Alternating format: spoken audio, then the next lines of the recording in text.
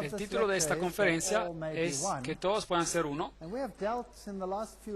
Y ya hemos tratado en las últimas conferencias de los aspectos políticos y esta noche queremos empezar a hablar sobre los aspectos religiosos. La próxima vez vamos a ocuparnos de una conferencia llamada El Fuego Extraño. No falte, eso será emocionante. Las reuniones del Concilio Vaticano II. Aquí el Papa está siendo cargado al lugar de la reunión y en aquella reunión fue decidido que las iglesias protestantes podían permanecer en sus propias confesiones y obtener la salvación, pero con la condición que acepten y reconozcan la supremacía del obispo de Roma. Ahora, después del Vaticano II, fue Karl Rahner, el jesuita. Es extraño cómo los encontramos a menudo. Yo sé que estoy repitiendo esto con frecuencia, pero es un hecho. Él fue a quien comisionaron para llevar este mensaje al mundo. Es decir, que cada uno podría permanecer en su confesión con tal que reconozcan la supremacía del obispo de Roma. Ya hemos tratado sobre esto, pero voy a entrar un poco más en detalle ahora. Paul Knitter, quien tenía una posición en la Universidad de Xavier en Cincinnati, donde él es profesor de teología, y él estudió debajo de Karl Rahner, y él escribió este libro escribió Ningún Otro Nombre. Y en este libro, Ningún Otro Nombre, él escribe ciertas cosas interesantes. Aquí es un comentario al respecto.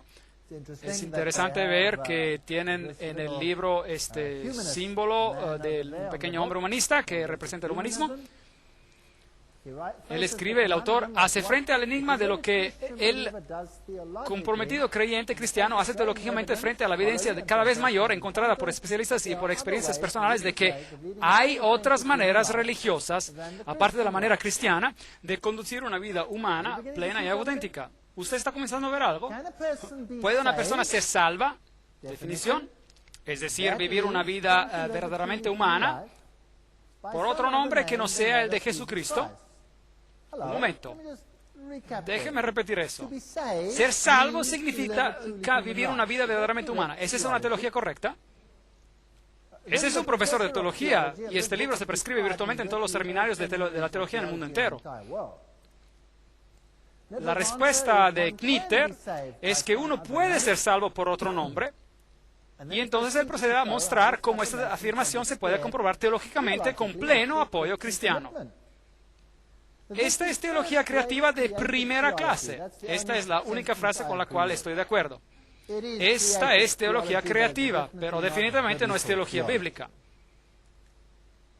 Bien, en el segundo concilio ecuménico, si la Biblia no va a ser la norma, tendremos que sustituirla por algo más. Y esto fue decidido en el documento, en la página 515, de los documentos ecuménicos que fueron escritos con el Concilio del Vaticano II. La unidad de todos los cristianos se puede finalmente restaurar y salir adelante porque todas las gentes son llamadas para ser un pueblo unido nuevo, confesando a un Jesús Salvador y Señor, profesando una fe y celebrando un ministerio de la Eucaristía. Hay varios problemas aquí con este texto, en particular con respecto al ministerio de la Eucaristía. Todos los cristianos deben de ser de una sola mente ecuménica, documentos del Vaticano II, página 515. El Catecismo Católico nos dirá que el Vaticano II no cambió las doctrinas. Los cambios fueron solo en apariencia. Este es el actual catecismo de la Iglesia Católica, artículo 810. La única Iglesia de Cristo que nuestro Salvador, después de su resurrección, le confió al cuidado pastoral de Pedro, comisionándolo a él y a los otros apóstoles de ampliarla y gobernarla. Esta Iglesia constituida y organizada como sociedad en el mundo actual subsiste en la Iglesia Católica. El decreto ecuménico del Concilio del Vaticano II explica por qué es a través de la Iglesia Católica de Cristo solamente, la cual es la ayuda universal para la salvación, que la plenitud de los medios de la salvación pueden ser obtenidos. No ha habido cambio en la doctrina. Solo los protestantes creen que ha habido un cambio de la doctrina. Las heridas hacia la unidad, artículo 817. Donde hay pecados, también hay divisiones, cismas, herejías. Así que si hubo una división, entonces eso fue pecado. Entonces, ¿quién es el pecador? El que se separó. Hacia la unidad. Cristo concedió la unidad en su iglesia desde el principio.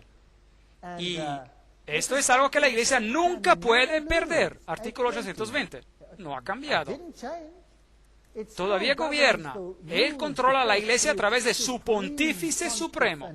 Y los obispos, todos tendrán que reconocer esto. Esta es la razón por la cual el sacerdote J. Cornell dice: el objeto final del ecumenismo, así como los católicos lo conciben, es unidad en la fe, la adoración y el reconocimiento de la autoridad espiritual suprema del obispo de Roma. Esta es la conclusión. La alianza de la iglesia con religiones no cristianas, todas las naciones forman una sola comunidad. Ellos quieren las mismas relaciones con los musulmanes y con todas las demás religiones. Asegurémonos de que esto es verdad. Este era el catecismo, no puede estar equivocado. Leemos de la fuente titulada Respuestas a preguntas adicionales de Bonaventure Hinwood, OFM, el Vaticano II. Enseña en varios lugares que la Iglesia Católica, y solamente ella, es la Iglesia fundada por Jesucristo. No ha habido cambio en la documentación del Vaticano II. Entonces, el 5 de septiembre de 2000, el Vaticano dejó esto bien claro. Las iglesias examinaron las declaraciones del Vaticano en un documento de 36 páginas, diciendo en las declaraciones que otras comunidades de los cristianos, tales como los anglicanos y otros protestantes, no son iglesias en el sentido propiamente dicho. El canon David Oliver, ministro de St. Thomas, iglesias anglicanas, respondió diciendo: oh, bueno, está bien. Las otras iglesias no son hermanas nuestras, insiste el Vaticano. Y recuerde que Ratzinger debe quedar siempre en claro que la única iglesia universal y santa, católica y apostólica no es la hermana, pero es la madre de todas las iglesias.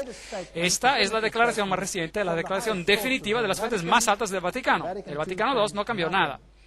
Esos son algunos de los comentarios de las otras iglesias, las iglesias que han quedado asombradas por el ataque del Papa. Las iglesias protestantes expresan su decepción, etcétera, etcétera, pero nada cambió. Ellas aún se mantuvieron en el movimiento ecuménico. El periódico Washington Post dice: una nueva sentencia del Vaticano publicada hoy declara que los individuos pueden lograr la salvación completa del pecado terrenal solamente por medio de la gracia espiritual de la Iglesia Católica. Ahí está. Y que otras profesiones de fe, incluyendo las cristianas protestantes, tienen defectos que colocan a sus seguidores que buscan la salvación en una situación de grave deficiencia. Y esto incluye a los musulmanes, hindúes, judíos y cada uno. Ellos tienen que aceptar el catolicismo como su líder. Esto es lo que enseña el Vaticano. Ahora, ¿cómo usted puede hacer esto si la Biblia tan claramente condena al catolicismo?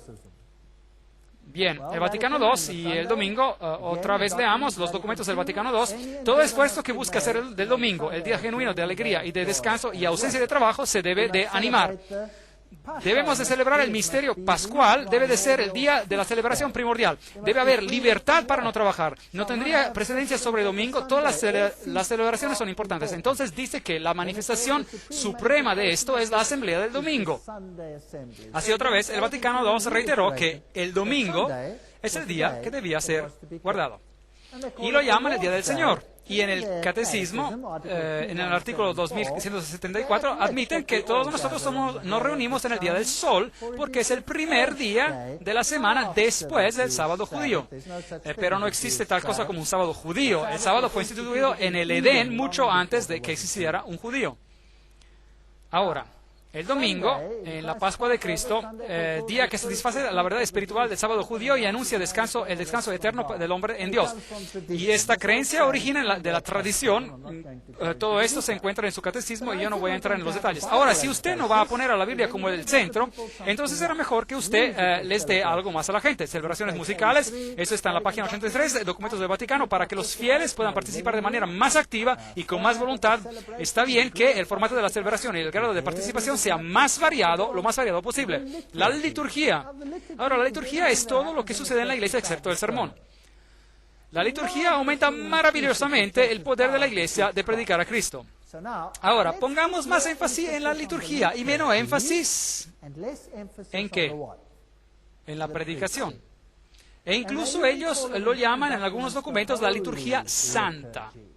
Un emblema que se levanta entre las naciones para reunir a los hijos que están perdidos hasta que haya un solo rebaño y un solo pastor. Y por supuesto, este tiene que ser el Papa. ¿Cómo vamos a hacer esto? Esto es de la documentación del Vaticano II. El documento del Vaticano II, segundo, dice: en todas las devociones populares los salmos eran especialmente útiles, y también las obras de música sagrada obtenidas tanto de la vieja como de la más reciente herencia de la música sagrada, canciones religiosas populares, órgano y otros instrumentos característicos de un grupo de personas en particular. La participación en la celebración debe de ser interna, pero debe ser también externa. La participación externa con gestos y movimientos corporales, por aclamaciones, con respuestas y canto. En otras palabras, el Vaticano II dice: avivemos el servicio y empecemos a movernos y tengamos algunos movimientos corporales, agitemos los brazos. Usted sabe, bueno, entonces después no será tan importante si usted tiene su Biblia. Y en verdad es difícil sujetar a su Biblia si sus brazos se están agitando por todas partes como giran las ruedas de una carroza. ¿Cómo deben de ser las canciones? Veamos otra vez en el Catecismo, artículo 1157. La canción y la música cumplen su función como señales en una manera aún más importante. Está bien, no hay nada malo con el canto debe de ser hermoso y para la gloria de Dios. Pero ellos dicen que la música debe ser emocional. Otra cita del Catecismo del Vaticano dice: como lloré, movida profundamente por sus himnos, las canciones y las voces que resonaban a través de su iglesia, ¡qué emoción experimenté! Esos sonidos fluyeron de mis oídos y, distilando la verdad en mi corazón, un sentimiento de devoción surgió dentro de mí y lágrimas corrieron por mi rostro, lágrimas que me sentaron bien. Así que más lágrimas posibles y más emociones es lo mejor. Desconecte su mente y conecta algo diferente. Y así que el papado empezó a usar grupos de música rock, y el papa empezó a cantar la música de ABBA, y todo este tipo de cosas empezaron a entrar en las iglesias, que antes eran desconocidas.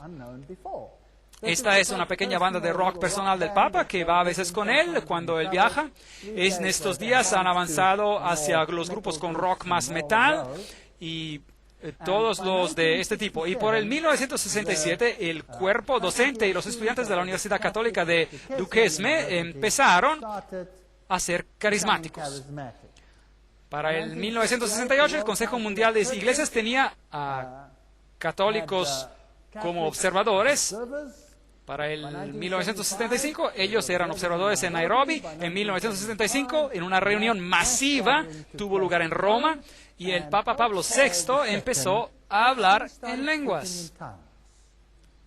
Aquí lo tienen en la revista Christianity Today, Cristianismo Hoy, 6 de junio de 1975. Obispos, arzobispos y cardenales lucharon por mantener sus sombreros en sus cabezas mientras cantaban y cantaban en éxtasis, abrazándose unos a otros y levantando sus brazos hacia el cielo, y el discurso de Papa Pablo VI estaba salpicado con puntos extáticos. Así que él empezó a hablar en lenguas, un gran ejemplo para la iglesia. La Iglesia Luterana, por el 1974, con el diálogo entre la Iglesia Americana Luterana y la Iglesia Católica Romana, publicó bajo el título La primacía papal y la Iglesia Universal, y dijeron que estaban empezando a jugar con la idea de que Roma sería otra vez la cabeza de las iglesias. Los presbiterianos, los congregacionalistas, los metodistas siguieron este ejemplo. Colin Buchanan escribe: el surgimiento de la Iglesia de Roma como partícipe en las discusiones ecuménicas y con el impacto del movimiento carismático, todo esto ha cambiado totalmente las relaciones ecuménicas. Así que este nuevo espíritu hace el diálogo más y más posible entre las facciones variadas y opuestas. Por el 1975 había un catecismo común, donde las directivas morales y el decálogo eran cuestionados, donde alegan que muchos pasajes en el Nuevo Testamento no son de Jesús, pero se le atribuyeron a él, que son cosas que el Jesús histórico nunca dijo. La resurrección física es un problema lleno de dificultades, etcétera, etcétera. Empezaron a cuestionar la Biblia. En 1977 se formó una comisión conjunta entre católicos romanos y anglicanos, y publicamos la siguiente declaración. Parece apropiado que en cualquier futura unión la primacía universal, como ha sido descrita, debería ser mantenida por la sede papal de Roma. Así que la Iglesia anglicana dijo: bien, el Papa será la cabeza. Por el 1989, el arzobispo anglicano de Canterbury, el venerado Robert Ramsay, fue a Roma e instó a los cristianos a que consideraran la primacía del Papa. Mejor juntos. Allí están. Y luego vino el famoso documento que ellos firmaron. Están las firmas del Papa y de Ramsay. Aquí están firmando la declaración de Canterbury, y el Papa es ahora la cabeza de estas iglesias. Y aquí tenemos algunas bellas señales masónicas. Sí, van a estar juntos. Y la reina, bueno, ella y su séquito visitan al Papa y dicen: bien, ¿y ¿Qué dijo el príncipe Carlos? Que ya no quiero ser más el protector de la fe, quiero ser solamente el protector de fe. Así que el protestantismo ya se va y por supuesto que surgen muchas marchas en las calles del Reino Unido. El próximo arzobispo de Canterbury es Carey, y Carey es extraordinario debido a su renovación carismática y por hablar en lenguas. Así que la iglesia anglicana es la primera en retornar a Roma. Ahora, esta es la famosa catedral de St. Paul en Londres. Allí está, ven un autobús de Londres. Yo mismo tomé esa fotografía. Y esta es una imagen sorprendente. ¿Qué ve usted? ¿A qué se le parece? Parece una miniatura del Vaticano. Sí, y en realidad es una réplica del Vaticano. Y la cosa más asombrosa es que la Catedral de St. Paul nunca tuvo esa apariencia, De hecho, esa solía ser su apariencia en el pasado. Pero ahora ha sido reconstruida totalmente y ahora esta es su apariencia. ¿No se ve esto notablemente como la imagen, una imagen de la bestia? Una imagen de la bestia. Bien, entremos al interior de la catedral. Uno tiene que ser muy cauteloso con su cámara cuando está ahí. Y está en su apariencia actualmente. Ese es su altar principal. Increíble. El altar principal es una copia exacta del dosel de Bernini en Roma. Eso quiere decir que la iglesia protestante aquí ha copiado a Roma. Muy interesante. Observen los cuadrados negros y blancos. Tienen cúpidos y con otros seres angelicales masculinos, femeninos, etcétera.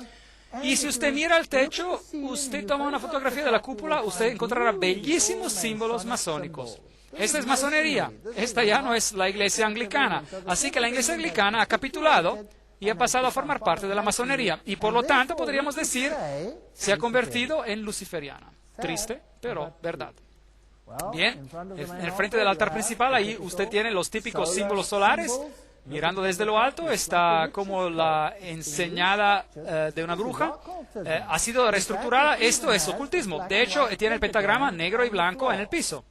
Y en el piso tiene el símbolo de la serpiente con la cola en la boca representando el sol y la luna. Y a propósito, esos son mis zapatos. Están bonitos y limpios. Y las deidades solares en el piso. Así que esto no es nada más que el catolicismo. Aquí están los símbolos de la nueva era, los pavos reales, símbolos de Lucifer, los triángulos en el círculo, los hexagramas y, por supuesto, los cadáveres bajo el altar y el IHS con sus hostias en el sagrario y la forma del sol que brilla con sus utensilios de servicio al público, también el pelicano místico o el ave que alimenta a sus pichones con su carne. Esos son símbolos ocultistas. No es de sorprender que el Papa Juan Pablo II pudiera escribir en el libro Cruzando el umbral de esperanza para el año 2000, tenemos que estar más unidos. Para que la unidad se logre, todas las iglesias deben de aceptar la autoridad del papal. El Papa dijo esto en el 1995. Esta es la condición para lograr unión. Ahora, ¿por qué la Reforma se desunió de Roma? Seguramente la Reforma tenía buenas razones bíblicas. Apocalipsis 13:8, Reina Valera Antigua dice, y todos los que moran en la tierra le adoraron, cuyos nombres no están escritos en el libro de vida del Cordero, el cual fue muerto desde el principio del mundo. Bien, han corrompido este versículo en las traducciones bíblicas modernas, pero no importa, eso es lo que dice. No serán escritos en el libro de la vida si veneran a este sistema obedeciéndolo. Aquí tienen a Dom zu Berlin. Esta es la madre iglesia luterana, por así decirlo, en Alemania. Y ahí tiene fotografías inmensas de María, con velas que encienden enfrente de ella. Allí usted lo tiene. Esto es regresar a Roma. Y la revista Weltbild publicó la fotografía de Martín Lutero, que le da un apretón de mano al Papa. Bien, en los 80 el Papa fue a Alemania, a Mainz, y dijo, el ecumenismo es una tarea urgente. Y luego los acuerdos, los cristianos preparando los acuerdos por una nueva era, las iglesias alcanzan un pacto, y luego el famoso sínodo en Alemania, el sínodo luterano Heisse Eisen und alte Zöpfe, estas viejas hachas de guerra, por así decirlo, y ellos decidieron, der Papst soll nicht mehr Antichrist genannt werden. El Papa ya no será llamado el Anticristo. Bien, con esto ya se acaba la Reforma en cuanto a los luteranos. La revista Time Magazine reportó sobre el acontecimiento y dijo, desde medio milenio de ruptura y separación, los luteranos y los católicos alcanzan un acuerdo sobre los asuntos que causaron la división del cristianismo occidental en dos. Y el 1 de noviembre de 1999 las iglesias ponen fin a 500 años de ruptura. Así que los luteranos reconocen al Papa. Y esta asombrosa declaración. Alemania llama para pedir que se perdone a Lutero. ¿Por qué? ¿Por qué debe de ser perdonado? Y la iglesia calvinista, ellos dijeron, tenemos que tener más respeto para los iconos y los objetos. Así no podemos estar juntos de esta manera. El líder luterano dice que el Papa podría ser portavoz mundial para todos los cristianos. Publicado en el boletín Friday Church News Notes del 6 de julio 2001. Lo siguiente, Ishmael Noko, secretario general de la Asociación Luterana Mundial, dijo en marzo que los luteranos pueden indudablemente mirar al Papa como uno de los líderes espirituales del mundo entero hoy. Y siguió diciendo que el movimiento ecuménico exige que los cristianos investiguen la posibilidad de que el Papa se convierta en el portavoz mundial para todos los cristianos. Así que los anglicanos capitulan, los luteranos capitulan. Los presbiterianos capitulan, los metodistas capitulan. Todos capitulan. En Alemania usted tiene ahora iglesias como esta que encuentro interesantes. Allí hay un lado católico y ahí hay un lado protestante. Y comparten el campanario. Y desde el año 2000, los Knights of Columbus, es decir, los Caballeros de Colón, una orden secreta controlada, por supuesto, de los jesuitas, empezaron a enviar iconos de Nuestra Señora de Guadalupe a todas las iglesias en el mundo entero. El nacimiento de la Virgen bendita es maravilloso, dijo Gino Mazzotti, el gran caballero de los Caballeros de Colón, concilio 11-608 en la Catedral de la Sangre Preciosa. Y él espera que todo el mundo se incline al icono. Luego vino la Declaración Conjunta de Luteranos y Católicos, donde hablaron de la doctrina de la justificación, un documento brillantemente escrito, el cual totalmente mina el principio protestante. Bien, si la Biblia ya no es el centro, es mejor que usted avive el todo para que las personas no lean la Biblia tanto. Theologen wollen lebendiger werden. Los teólogos quieren ponerse más avivados, más entusiastas. Ahora vamos a la iglesia para tener un poco, usted sabe, de liturgia, con un poco de movimiento. No sé, usted sabe, si usted mueve mucho sus brazos, tal vez puede apagar el aire acondicionado. No le entiendo el propósito, pero bueno, las iglesias se están uniendo. Pero en los años recientes, muchos líderes de las iglesias nacionales se han movido de una actitud de cauteloso silencio sobre el asunto hacia la opinión que el movimiento carismático es la mejor esperanza para una renovación de la iglesia en las décadas de cierre de este siglo. El profesor Hallenberger dijo exactamente la misma cosa y dijo, los católicos y los protestantes se han unido debido al movimiento carismático, el cual ha obrado milagros. La ola carismática de unión entre las iglesias de Sudáfrica y luego la iglesia reformadora holandesa dice que la época es más que madura para mirar lo que tenemos en común y no solamente en que nos separa. Y todas estas destacadas personas dicen exactamente la misma cosa, los que son moderadores de todas esas grandes iglesias. En los años 1990, en el Consejo Mundial de las Iglesias ya no era lo mismo como lo solía ser originalmente. El Consejo Mundial de las Iglesias estaba en existencia para hablar de la unión protestante. Pero por supuesto tenía un programa, una agenda oculta de ser conducido hacia Roma. ¿Por qué Roma no es un miembro del movimiento ecuménico? ¿Por qué no? Porque nunca se separó. Es la madre. Son las hijas que deben juntarse para regresar a mamá. Y esto es lo que tiene que ocurrir. Si Roma se hiciera un miembro del movimiento ecuménico, eso diría que ella es una de las hermanas. Pero ella no lo es la madre. Así que no puede ser miembro. Y en el Consejo Mundial de las Iglesias dijeron aquí, ven Espíritu Santo, renueva la entera creación. Este fue el tema general. Ahora, la dama que estaba a cargo del discurso principal al inicio era la señora Chung Kyung, y aquí la vemos quemando una lista de muertos a los cuales invocó. Bien, ella dio el discurso y ella es ahora catedrática en la Universidad UTS, y ella subió a la plataforma bailando con hombres aborígenes en taparrabas, etc. Y entonces luego invocó a los muertos. Invocó a Hagar, Uría, a los bebés varones matados por Herodes, a Juana de Arco, a la gente que mataron en las cámaras de gas, a Mahatma Gandhi, a Steve Biko, a Martin Luther King, y finalmente también invocó al Espíritu de nuestro Libertador, Jesucristo. Muy bien. Y entonces luego quemó la lista como a un símbolo. Ahora miremos lo que sucedió aquí. Combinando fuegos de artificios verbales con una interpretación por bailarines coreanos originarios, Chung dio una evocación dramática de un Espíritu Santo femenino y lo relacionó con Agar, explotada y abandonada por Abraham y Sara. También sé que ya no creo más en un Dios omnipotente, macho y guerrero, que rescata a los buenos y que castiga a todos los malos. 18 veces, Chung convocó a los espíritus de los muertos que han sufrido las injusticias y alegó que sin escuchar los gritos de esos espíritus no podemos escuchar la voz del Espíritu Santo. No moleste al Espíritu Santo llamándola constantemente. Chung añadió, y espero que la presencia aquí con nosotros de todos nuestros antepasados en forma de espíritus no lo harán sentir incómodo. Bueno, ¿es esto bíblico? ¿Sí o no? Definitivamente no.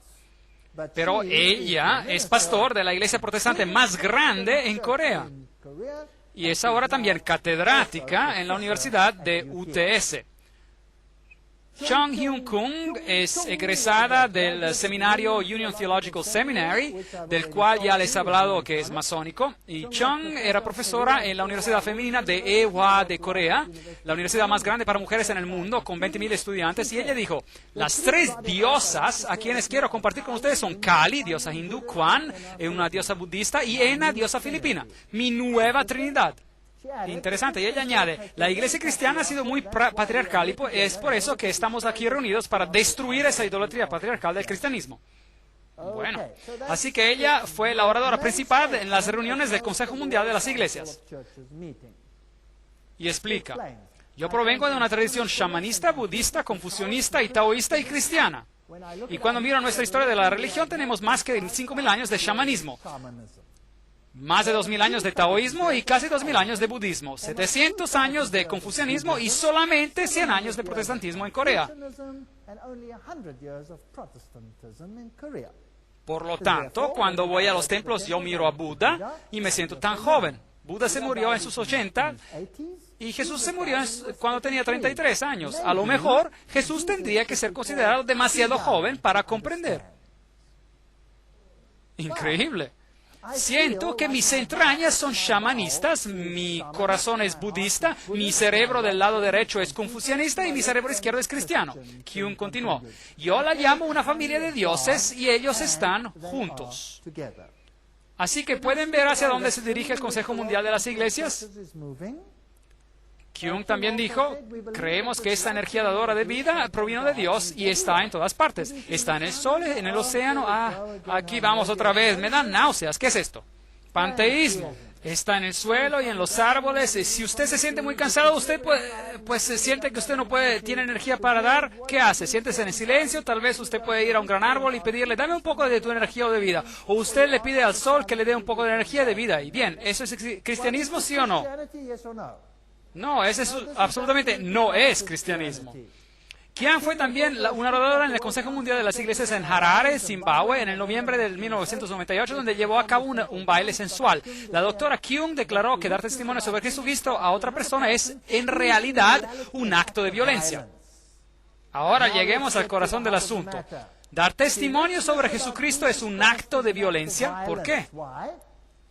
Porque, ¿qué es lo que está haciendo usted? Porque usted está yendo en contra de los derechos humanos de la otra persona, que podría ser un budista o hindú o uno de esos. Él tiene el derecho de ser lo que es, y si usted le dice otra cosa, que él necesita creer en Jesucristo, entonces usted está cometiendo un acto de violencia. Así que, en otras palabras, lo que estoy haciendo es un acto de violencia. Muy bien, gracias. Cuando la recordaron a la doctora que Jesús dijo que en Juan 14:6 que Él es el único camino, Kyung dijo, Jesús estaba equivocado. Bien, o eso es porque el Consejo Mundial de las Iglesias usa demonios y toda clase de cosas interesantes. Y tenemos a oikumene. Oikumene. Ahora, ¿qué quiere decir oikumene? Aquí tenemos un ejemplo de oikumene. Bien, preguntémosle a la página web del Consejo Mundial de las Iglesias qué es lo que en realidad quiere decir oikumene. La palabra ecuménico es derivada del griego oikumene, que puede ser traducido como todo el mundo habitado. Es viendo a este mundo como de Dios que nos podemos ver a nosotros mismos como uno. Es en ver a todas las personas de este mundo como hechas a la imagen de Dios que somos llamados a proteger el bienestar de cada uno. Interesante. Recuerden que les he mostrado que Gary K. dijo que la religión babilónica antigua, a través del cabalismo, etcétera, después a través de la masonería, controla el marxismo, las sociedades políticas secretas estadounidenses, el sector bancario internacional y el Consejo Mundial de las Iglesias. ¿Usted piensa que él habrá tenido razón, viendo lo que ellos enseñan? Jesús estaba equivocado, era demasiado joven para comprender, tenemos adoración a la naturaleza y todas estas cosas. Eso definitivamente no es bíblico. ¿Qué dijo Alice A. Bailey, la fundadora de la Fundación de Lucifer en 1919? Ella predijo la aparición de una iglesia universal y el perfil definitivo de esa iglesia aparecería acerca del final del siglo.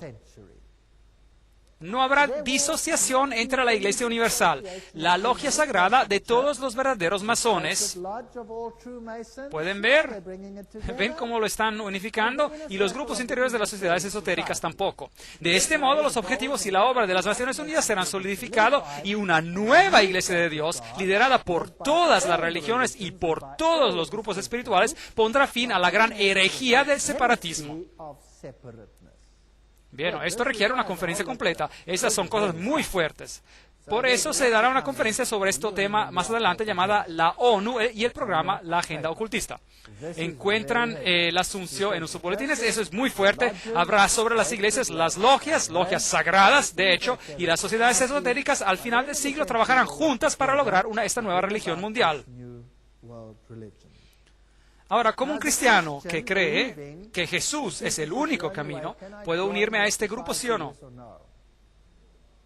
No. Ustedes son muy categóricos en sus respuestas. Es muy extraño. Norman Vincent Peale. Bueno, ¿quién es Norman Vincent Peale? Probablemente uno de los predicadores más grandes de nuestro tiempo. Es un masón de grado 33. La masonería siempre le ha abierto las puertas a hombres de todas las profesiones de fe y creencias religiosas a entrar en su círculo. El único requisito es que un hombre crea en el arquitecto supremo y en la inmortalidad del alma. Nada de lo cual es, por supuesto, bíblico. Los masones, a decir verdad, van más allá del sectarianismo angosto y del dogma restrictivo. Están de acuerdo con la declaración del estadista famoso y autor Edmund Burke. La sustancia de toda religión verdadera consiste en estar seguro de la obediencia a la voluntad del soberano del mundo, en una confianza en sus declaraciones y en la imitación de su perfección. Esto es lo que dijo Norman Vincent Peale, quien era un masón del grado 33. Como lo son también el obispo Carl J. Sanders, 33 grados, de la Iglesia Metodista Unida, el rabino Seymour Atlas, el doctor James Westbury, director ejecutivo y editor del periódico El Domingo Iglesia Bautista en Georgia, es un masón de 32 grados, el reverendo Louis Grant, encargado del distrito de la Iglesia Unida Metodista, que es un masón de 33 grados, el reverendo, etcétera, etcétera, etcétera, y la lista es interminable. Bien, Norman Vincent Peale dijo, he encontrado que el rito escocés y la logia simbólica no se adhieren a la creencia de ninguna religión, pero respetan todas las religiones más importantes del mundo. Y Billy Graham dice que Norman Vincent Peale es su gran mentor. Interesante. Tiene un masón de 33 grados como su mentor consejero. Billy Graham es el evangelista cristiano más popular del mundo. Era enumerado en sitios web como un masón de 33 grados y todos ellos, después de mucha crítica, lo sacaron de todas esas listas. El mismo señor Shaw, que era un masón de 33 grados, reveló que Billy Graham estaba presente a su ceremonia de iniciación, pero en su libro, La Decepción, él habla de un evangelista prominente que presenció la ceremonia para que pudiera publicar su libro. Omite el nombre. Norman Vincent Peale es definitivamente un framasón de 33 grados, ex gran capellán de la Gran Logia de Nueva York, y este es la persona que Billy Graham se refiere como a su mentor. Robert Schuller, masón de 33 grados, esos son los sitios de la página web donde usted puede verificar esto, los ve ahí abajo. Pero, por supuesto, hay muchos escritos que confirman esto, así que esta no es la única fuente, solo estoy citando esta de las fuentes. Oral Roberts, Jesse Jackson y la mayoría de los primeros fundadores mormones, ya sabemos esto, y de los testigos de Jehová, y ya sabemos de esto también. Peale, démosle un vistazo a Norman Vincent Peale. Él recomendó los mensajes de médiums espiritistas llamados las Cartas de Jesús, escritos por Jane Palzere y Anna Brown. Así que él aprobó esas cartas escritas por canalizadoras médiums. Las asombrosas cartas sagradas fueron escritas una cada día durante un periodo de 2 años, que comenzaron en una mañana de 1978. Ella dijo que las cartas fueron dictadas por un espíritu no viviente que se identificó a través de su pluma como Jesucristo. Aquí está la fuente de la cita. La respuesta de Peale Biblia agrega, poco importa si esos escritos vinieron de Jesús o de Nazaret o de Jesús de Jane, ellos son todos de la misma conciencia y esa conciencia es Dios. Yo soy parte de Dios y Jane y Ana son parte de ese mismo Dios. Bueno, eso es lo que Norman Vincent Peale enseñó. Y este es el mentor de Billy Graham. Interesante. Refiriéndose al ocultista Kreskin, todo lo que él hace, dice Norman Vincent Peale, es dramatizar todo lo que yo he estado predicando en mis escritos por años. Otro libro, Los muertos están vivos. Ellos pueden y de hecho se comunican con usted. También este libro fue promovido por Peale y él dijo efusivamente, son una obra maestra. Espero que sea extensamente leída. Está bien, este es el mentor de Billy Graham, simplemente acuérdense de eso. El autor del libro es Harold Sherman, un psíquico y medium espiritista y que también escribió un libro acompañado titulado Usted vive después de la muerte. ¿Es ese el lenguaje de la serpiente o el lenguaje del diablo o es el lenguaje de Dios? ¿Cuál es? Es el lenguaje de la serpiente. El Papa Juan Pablo II visitó la sinagoga judía en 1986 y en el 87 en la visita de los Estados Unidos y tiene encuentros con protestantes y ortodoxos y en el 88-89 Rusia abre las puertas al movimiento carismático y por lo tanto todos se están unificando en una familia grande y feliz. En los escritos del periódico católico The Southern Cross, la Cruz del Sur, él escribió, el rabino principal de Israel le hace la visita al Papa. En esa foto, el patriarca de la Iglesia Ortodoxa y el Papa también se encuentran con bastantes señales masónicas que se ven. Israel invita al Papa a visitar la Tierra Santa y el Papa honra a la viuda de Schindler. Ese es el rabino Robert Jacobs. Escuchamos aquí lo que él tiene que decir sobre este asunto. Y en el 1965 el Concilio del Vaticano II cambió eso. Jacobs dice que el Concilio del Vaticano II marcó una vuelta histórica para las relaciones entre judíos y católicos. Y dice que Juan Pablo II ha hecho cosas extraordinarias para mostrar respeto por el judaísmo. Él fue el primer papa en visitar una sinagoga. Ningún papa en la historia de Roma jamás había hecho lo que él hizo. Le ha dado a todos los judíos un sentimiento de que por primera vez en la historia de la iglesia cristiana, el judaísmo es apreciado como teniendo su propia integridad y no es menospreciado. Yo pienso que es un privilegio tremendo conocer este Papa extraordinario. Y luego cuando el Papa visitó a St. Louis, esto es lo que el rabino Jacobs dijo. Nos regocijamos y florecemos. Nosotros floreceremos con abundantes flores y nos regocijaremos con canción gozosa. Eso es interesante. Bien, aquí está Aleski, el patriarca ruso, y él es también un ecuménico dedicado, y allí está él con el cardenal Cassidy. Y ellos tienen mucha más libertad, y a propósito, esta es una fotografía significativa donde Oikomene, el Papa y el Patriarca están juntos, y tenemos así un reavivamiento de la ortodoxia oriental. El ocultismo ha revivido, las religiones asiáticas han sido revivadas, el Islam, el budismo, el hinduismo, el shintoísmo, el Soka Gakkai y el espiritismo. En el mundo entero hay un reavivamiento de la religión y fervor religioso, y el conflicto está aumentando. ¿Ustedes han notado eso? Sí. Ahora, ¿por qué? Porque a través del caos y del conflicto se podrá lograr la unificación. Haga que el dolor de la separación sea mayor al dolor de la unión. Tesis, antítesis, síntesis. Es la filosofía hegeliana. Las grandes expectativas, el patriarca de Constantinopla dice, nos uniremos a las iglesias. Entonces, la inauguración del Centro Cultural Islámico en Roma, con 3 obispos católicos presentes, el Papa Juan Pablo II lo recibe, el Islam y el catolicismo. Los estudiamos durante una conferencia uniéndose. El problema es cómo unir al judaísmo y al Islam y al cristianismo. Estos son documentos de la Academia Católica de Trier. Noten lo que están usando aquí. ¿Cuál es el simbolismo que están usando con todas estas figuras extrañas sobre sus documentos? Lo mismo por aquí, pentagramas, todos los símbolos religiosos en un círculo, seminario papal. ¿Qué es esta estructura aquí? Con el Tao místico a su alrededor. ¿Qué es lo que representan? El emblema del centenario de la Iglesia Católica de Camerún. Bien. Estos son los Kalyans y mandalas que son usados. Estos son símbolos de las religiones orientales que simbolizan la unión de todas las iglesias. La unión de todas las iglesias. El Papa y el Dalai Lama juntos, y es interesante que tenemos que estudiar lo que el mundo protestante tiene que decir sobre este asunto también. Y lo haremos en la próxima sesión.